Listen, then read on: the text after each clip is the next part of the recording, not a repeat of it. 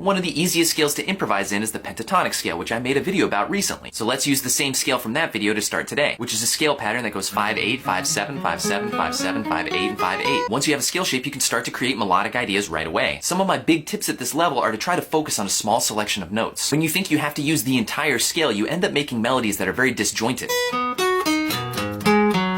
And the trick to a good melody is usually to make it smooth and meaningful. By restricting yourself to, let's say, 4 or 5 notes, it's easier to get that smooth connection. So let's take the 4 notes in the middle of the scale, because remember, you can use any note that you want within the scale. And let's get to work on making up some melody. You can try to play the notes in different orders, or apply some of your guitar techniques to add a little bit of expression. Once you feel like you understand what you can do, we're going to match you up with some chords. When you play a scale, there's always one note that's more important than the others. We call it the root note, and it's typically where you begin the scale. The root note will match up with the set of chords that you're supposed to play this scale with. And because my bottom note is A, and I'm playing a minor scale, I'm going to be playing chords that are in the key of A minor. So you can go on YouTube and type in backing track in A minor, and you should get some chords that you can play along with.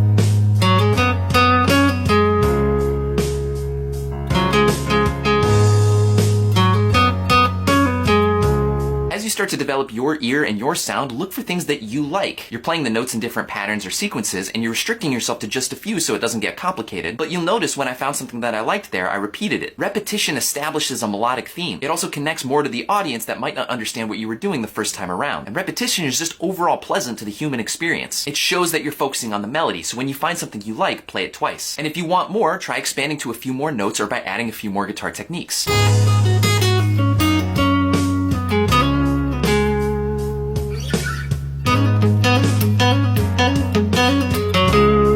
So I think at this point you sort of understand what you can do, and of course you can explore and practice as much as you'd like. But let's take you into more of an intermediate stage. The guitar has a unique ability to mimic vocal sounds, and I think a really great tip for intermediate guitar players is to try to approach your melodies like a vocalist. Here's what I mean. Vocalists typically try to avoid big gaps in notes. They use a lot of smooth sounds and they tend to lilt the pitch, which you can simulate with bends on the guitar. One great exercise that I ran into a long time ago was to try to sing your improv while you play it. It's a way to get your ideas from your head straight into your hands, and you use your voice to guide what you want to hear. And it can look a little something like this.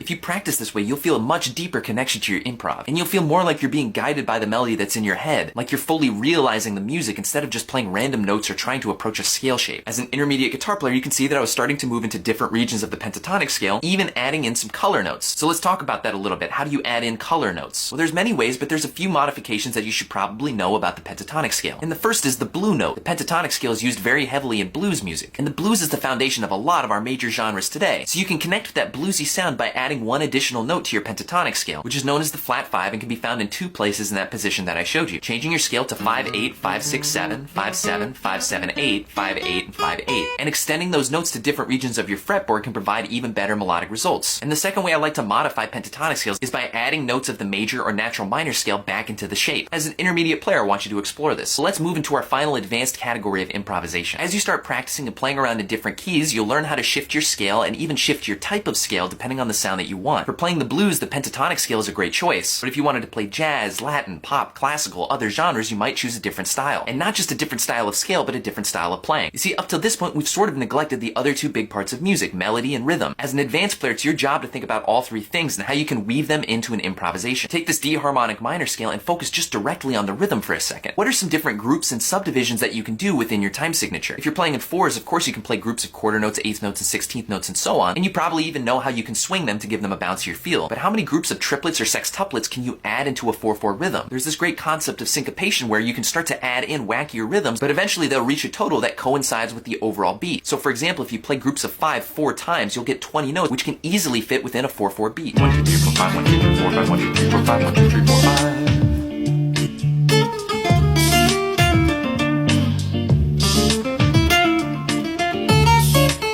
And of course, at this point, you should be thinking about your harmony, which can mean 2 things. How can you approach playing chords, triads, or dyads within your improv, but also how can you use the chord tones that are in the background progression to further enhance your sound? So another tip for this level is to start thinking in chords. Can you play arpeggios and shift the position depending on what chord is in the background? Can you smoothly voice lead from one chord into the next, while adapting your style and rhythm to fit the mood of the piece?